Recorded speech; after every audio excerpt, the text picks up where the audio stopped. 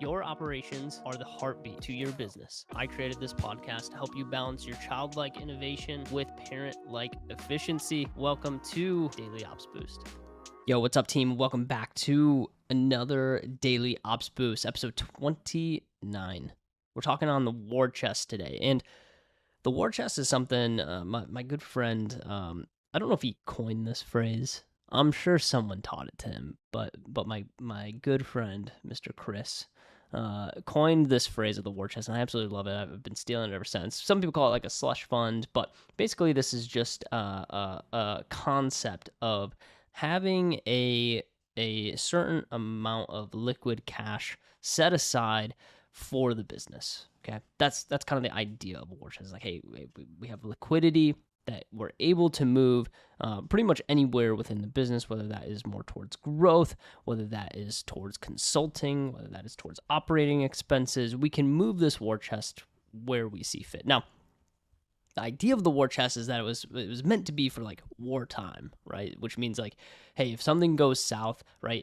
If the idea of having this extra capital on hand is going to allow us to either survive or thrive during times that are a little bit harder. Okay, so that's kind of like the whole concept of a war chest, and setting this aside, and we've kind of talked about this in a previous episode, and just a reminder, this is not financial advice. You should definitely not listen to this, and you should engage a professional if needed. But the idea of a war chest, and this is just what we do, is to have enough operating expenses in an account for yourselves to be able to cover the foreseeable future, right? Now, our recommendation for any clients that we specifically work with in the agency space is that we have 3 to 6 months operating expenses in the bank at all times, right? This is just a really good safety net. Like, imagine, and this is such a worst case scenario, imagine that all of your clients left you in 1 month. So you go from, say, 20 clients down to 0, and you have 0 revenue coming in.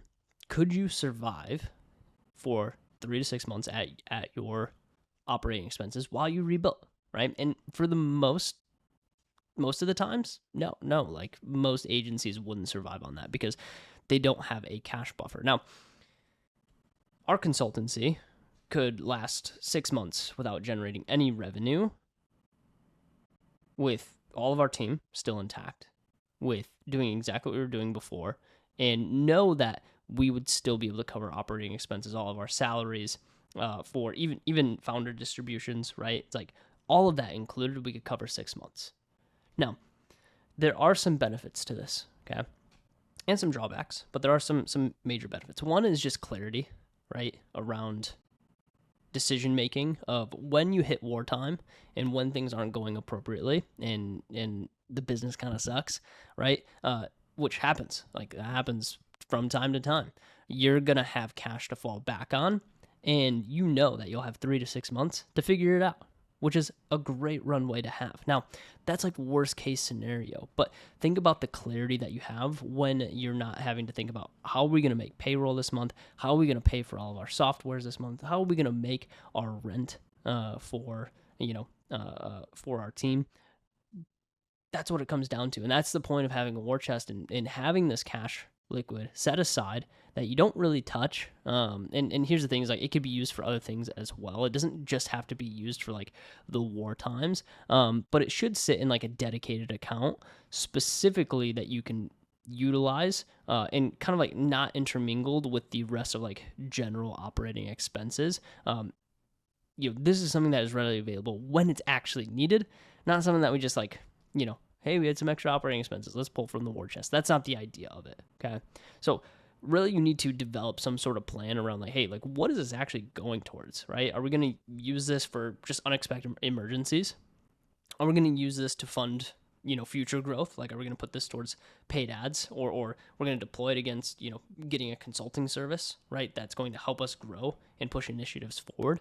Are we going to pursue like more paid acquisition and bring in more leads, right? So push towards growth a little bit more. So you should have some of these like clear goals figured out of like what you're going to use your war chest for, because it's not always of just like emergency times, right? Sometimes we can use our war chest for growth and in building, right? We should have that cash available to us to build and grow, okay? Or it could go, extra distributions. Once you hit a certain point in your war chest, it's like, hey, you could pay out more distributions to the ownership. That's also a very awesome option to have. And so combination of like setting goals, have a dedicated account specifically for this war chest, and then have, a plan of like how much you guys want to pull and save. So if you guys are operating with just month-to-month operating expenses, right, have a plan set aside of like, hey, how much are we actually taking this? And we talked about this in the Profit First episode a couple weeks ago. I don't know, a couple days ago. I don't know when it was. It was a couple weeks ago. But where we talked about like, hey, at a minimum, start stacking like 5%. 5% of total revenue off to the side. Put it in a war chest, okay? Because you never know what's going to happen. Like every once in a while, like taxes come back. They're a little bit extra. We have to pay out of the war chest a little bit, right? Things happen.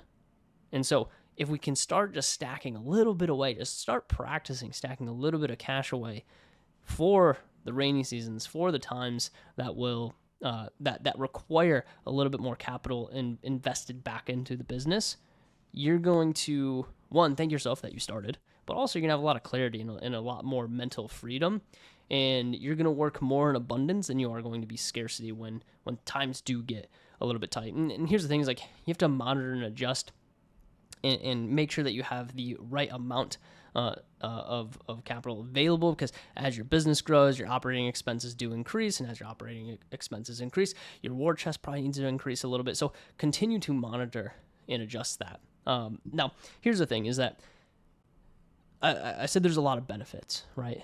But there are, some detriments of keeping too large of a war chest as well. So you don't want to be like over conservative and have 12-month operating expenses in the bank, okay? You need to have, you can't hoard excessive cash, right? Because you're going to miss investments. You're going to miss opportunities within the business or even personally that personal liquidity is going to give you the ability to invest back into. So whether it's like reinvesting back into the agency, maybe there's real estate you can get into, whatever it is, right? Like you can reinvest that. But being over conservative with your cash, like if you're not deploying that for growth, it's almost going to waste. Okay. So don't be over conservative. Like you do need to balance this like kind of risk factor with having a really good cash positioning. So don't be over conservative with it. I'll recommend it 3 to 6 months. 3 months is like really the low end of where we want to be. 3 months is great of having that runway, but like 6 months, that's such a great place to be. That's going to give you just a ton of freedom. That's going to give you a lot of just mental peace, waking up every day and not being stressed out of like, hey, can we make it? Can we push through? Are we going to be able to make payroll? It's the worst place to be, and I've been in that place before, and it's not a ton of fun to be in there. Okay, so once again, this isn't financial advice. You should just ignore everything I just said and not listen to this episode twice, okay? You should just ignore it.